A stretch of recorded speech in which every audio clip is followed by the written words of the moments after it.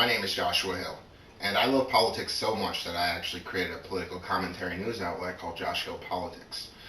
Check us out at joshhillpolitics.com or facebook.com/joshhillpolitics.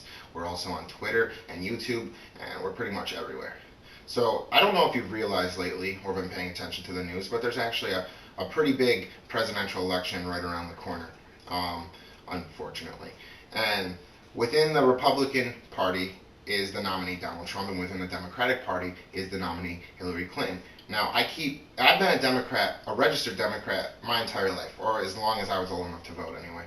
And I'm a progressive liberal socialist myself, and I keep getting told that if I don't vote for Hillary Clinton, then Donald Trump might become president. The problem I have with that argument is that if I vote for Hillary Clinton, then Hillary Clinton might become president. I despise both of them, and I think they're both equally dangerous in different ways. Now, Hillary Clinton is less dangerous in the short term because Donald Trump is a lying, right-wing, neoconservative, authoritarian fascist, but I think in the long run, Hillary Clinton is probably more dangerous as a lying, right-wing, neoliberal, corporate establishment fascist. The definition of fascism is a one-party system of government, and the corruptive influence of money in politics has perverted our political process, essentially allowing a handful of millionaires and billionaires and special interest groups to buy out our politicians and shape policies that benefit them and screw over the poor and middle class. Quite honestly, other than some blue dog Democrats, there's no one who's really a bigger proponent of the establishment money in politics process than Hillary Clinton. Hillary Clinton is not a progressive. She's not left-wing. She is a Republican, and in some cases she out-Republicans the Republicans. On gay rights, Hillary Clinton didn't fully change her position until 2013. I have more fingers on one of my fucking hands than the number of years Hillary Clinton hasn't been a bigot. In fact, just a few years ago, Hillary Clinton would have defended the position of somebody like Kim Davis. Hillary Clinton vehemently supported bills such as DOMA. She vehemently supported bills such as Don't Ask, Don't Tell. Don't Ask, Don't Tell discriminated against gays and didn't allow them to serve openly in the military. And the excuse for Don't Ask, Don't Tell was that they didn't want gays to be harassed while in the military. So instead of addressing the harassment, they just victimized the people who would have been harassed in the first place further. That's essentially the equivalent of saying during the segregation days, African Americans shouldn't be allowed to join in white schools because they might be harassed. That's a disgusting argument. You don't address harassment with segregation, with oppression, with discrimination. You address the harassment by addressing the actual harassment. Hillary Clinton is just as racist too. She takes massive contributions from private prisons, which disproportionately incarcerate African Americans. She used racial slurs such as super predators, saying we need to take these super predators to heel, referring to her Clinton crime bill, which also disproportionately incarcerated African Americans. She used racial tactics in 2008 to attack President Obama, showing him in the traditional African American wear, to make him appear more foreign to racists who would be more likely to vote for her. Everyone gets, and rightfully so, that everybody gets upset about Donald Trump's assassination comments towards Hillary Clinton. But I don't see anyone getting equally upset or comparing it to Hillary Clinton's assassination comments towards Barack Obama in 2008. Hillary Clinton is just as Republican. I wrote some notes here because I'm not the best on camera. Hillary Clinton is just as right-wing on, if not more so, than the Republicans on war, on being a hawk, on foreign policy. She is awful. She voted for the Iraq War, an illegal, unjustified war in the Middle East based on lies and false pretenses that got hundreds of thousands of people killed. When we destabilized the region, removing Saddam Hussein allowed the civil war between the Shiites and Sunnis to escalate to a point that created a vacuum that allowed ISIS to rise to power in the first place. her position in Libya, her no-fly zone in Syria could potentially start World War III if we shoot down a Russian plane. You don't think that won't escalate to anything? Really? She was in favor of bailing out Wall Street. She voted for the 2001 Patriot Act. She's in favor of the NSA spying program. She's against the legalization of marijuana. In fact, she's a huge proponent of the drug war, which has become known as the second Jim Crow laws because it also disproportionately targets African Americans. In fact, in videos of her being asked about legalization and or decriminalization of marijuana, she has laughed off the subject of marijuana, of legalizing certain or decriminalizing certain drugs. She doesn't support clemency for Edward Snowden. The Clintons, Bill Clinton in the Clinton administration actually deregulated Wall Street, removed regulations such as Glass-Steagall. Glass-Steagall, of course, protects the economy from risky bank investments with investors' money on derivatives, which directly led to the 2008 collapse of the economy in the first place regarding the toxic subprime mortgage loans. Hillary Clinton is still not in favor of re-implementing Glass-Steagall. She supported the National Defense Authorization Act, which allows the government to infinitely detain any U.S. citizen without fair trial or due process. She supported fracking around the world as Secretary of State. She still supports it to this day. She didn't oppose SOPA, PIPA, or CISPA, the destructive internet censorship bills, which are very detrimental to the First Amendment. Everyone gets on Donald Trump about a wall, as they should, but they don't get on Hillary Clinton about her speech about supporting and her actions for supporting a barrier, which is just coded language for wall, but a way to try and pander to both the political right and the political left. So you can look at the political left and say, look, I'm not in favor of a wall like the crazy Republicans. I'm in favor of a barrier. I'm much more moderate. And then she gets to look at the right-wingers and go, look, Republicans, I'm in favor of...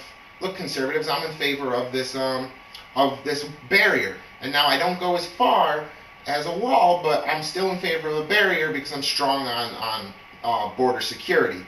It's just a disgusting way to pander to two different groups of people while pleasing neither one of them. She supports the death penalty. She didn't oppose the Keystone XL pipeline. I mean, other issues that Bernie Sanders and Jill Stein are on different sides, or at least were on different sides than Hillary Clinton, were No Child Left Behind, charter schools, student loan reform, minimum wage. Hillary Clinton was in favor of a $12 minimum wage, and then she said she was in favor of a $15 an hour after she was pushed to that position by Bernie Sanders, even though she flip-flopped and she was lying. When you actually look at her actual record, when she actually had authority at some point over minimum wage or power, Hillary Clinton, as Secretary of State with the State Department, fought against, I think it was a 61-cent minimum wage in Haiti.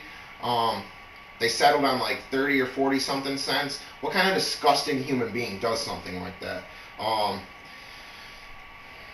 She supported NAFTA. She supports the Trans-Pacific Partnership.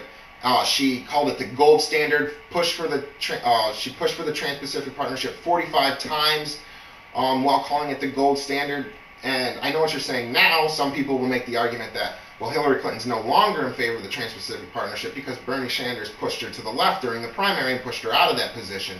Well, after she came out against it, she still appointed people to shape the Democratic Party platform that fought against Bernie Sanders' anti-Trans-Pacific Partnership rhetoric that he was trying to put into the party platform. She appointed people who fought against that anti-Trans-Pacific Partnership rhetoric. Why would you appoint people to shape your party's platform who you fundamentally disagree with? But the truth is, she takes so much money from those special interest groups that benefit and have a vested interest in making sure that offshore trade agreements like the Trans-Pacific Partnership pass, that she's not against it. What happens is she'll get in office, she'll change like one or two words, and she'll be like, oh, it's not the Trans-Pacific Partnership anymore. I'm totally in favor of it. The Trans-Pacific Partnership, I don't know if you know this, it actually, it pushes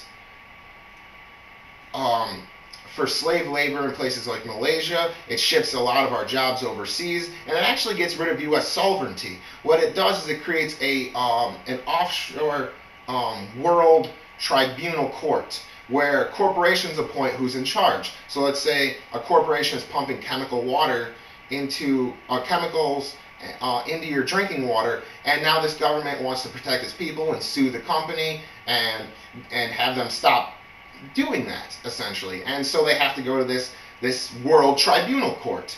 And well, who do you think that tribunal court is going to take the side of? Do you think it's going to take the side of the corporations who appointed the people who are in charge of it, or do you think it's going to take the side of the government who's trying to protect its people? Of course, it's going to protect the corporation that's trying to maximize profits. So essentially, the government will say, "Hey, you can't pump you can't pump chemicals into our water. You can't put lead into our products. You can't do this. It's causing cancer. It's causing illness. You can't do it." And essentially, the corporation's like, "Okay, well, let's go to the tribunal." And then they'll go to the tribunal, and the tribunal like pretty much say, "Well, you can feel free to go fuck yourself if you'd like, because we're going to continue to do that." So it essentially removes. It makes U.S. laws invalid. It essentially allows corporations to evade U.S. laws, and it gets rid of any sovereignty of any nation that signs on. It's disgusting.